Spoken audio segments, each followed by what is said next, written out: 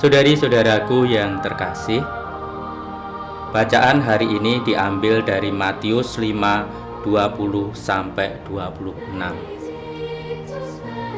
Membaca teks ini, saya diingatkan bagaimana setiap murid Yesus harus lebih dari yang lain. Lebih-lebih kalau sebagai murid-murid Yesus kita menginginkan masuk ke dalam surga. Yesus mengatakan demikian, "Jika hidup keagamaanmu tidak lebih benar daripada hidup keagamaan ahli-ahli Taurat dan orang-orang Farisi, sesungguhnya kamu tidak akan masuk ke dalam kerajaan surga." Saudari-saudaraku yang terkasih, para ahli Taurat, orang-orang Farisi di zaman Yesus memang sudah hidup benar. Dan inilah pilihan hidup mereka.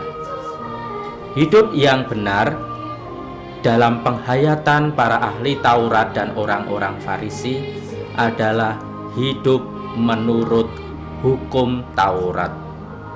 Hukum Taurat itu dihayati lurus-lurus, dan itulah cara hidup mereka. Yesus tidak menghendaki para muridnya sekedar menuruti hukum. Para murid Yesus dituntut lebih dari itu. Kelebihannya apa?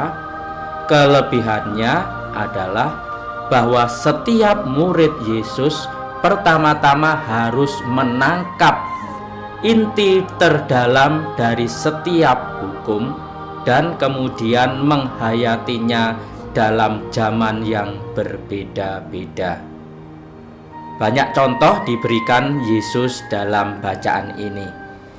Salah satunya soal membunuh. Orang-orang Farisi, ahli Taurat, ketika mereka mengerti jangan membunuh, itu artinya ya ketika mungkin orang membunuh seseorang secara fisik dengan pedang atau dengan senapan atau segala alat yang memang menghilangkan nyawa. Tetapi Yesus menuntut lebih. Bahkan bagi Yesus, orang yang mengatakan orang lain itu kafir atau jahil saja itu sudah dianggap membunuh. Mengapa demikian?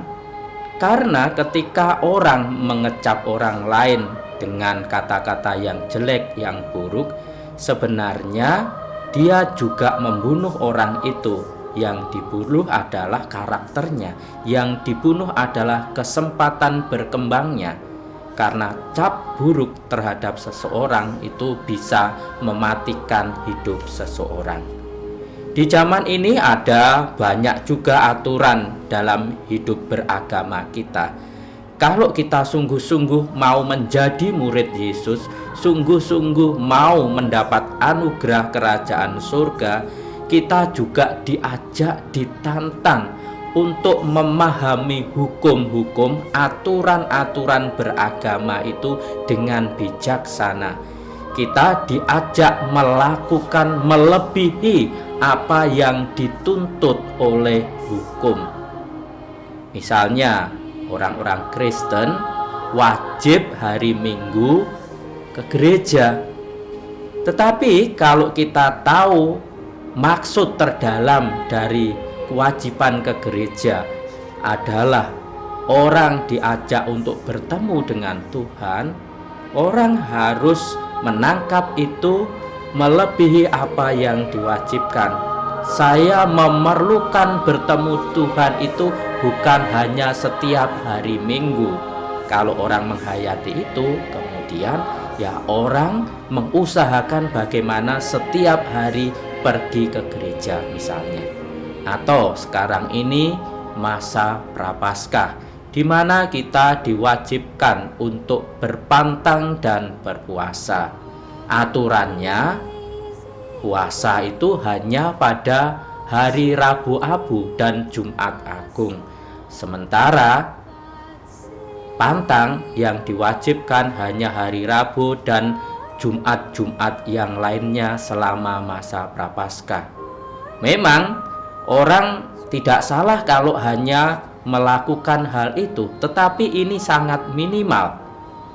Kalau orang sungguh-sungguh memahami hukum, kemudian orang bisa mengisi selama masa Prapaskah 40 hari puasa dan pantang itu dengan sungguh-sungguh berpuasa dan berpantang.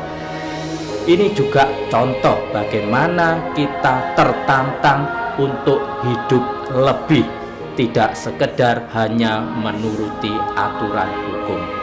Mari saudari-saudaraku yang terkasih, kita menjadi pribadi-pribadi yang tahu hukum, tahu aturan main, tetapi dalam pelaksanaannya bagaimana kita sungguh-sungguh mengusahakan yang lebih dari sekedar yang ditulis dalam aturan-aturan hukum, lebih-lebih dalam aturan-aturan hukum beragama. Mari berjuang bersama-sama dalam perjuangan hidup kita sehari-hari.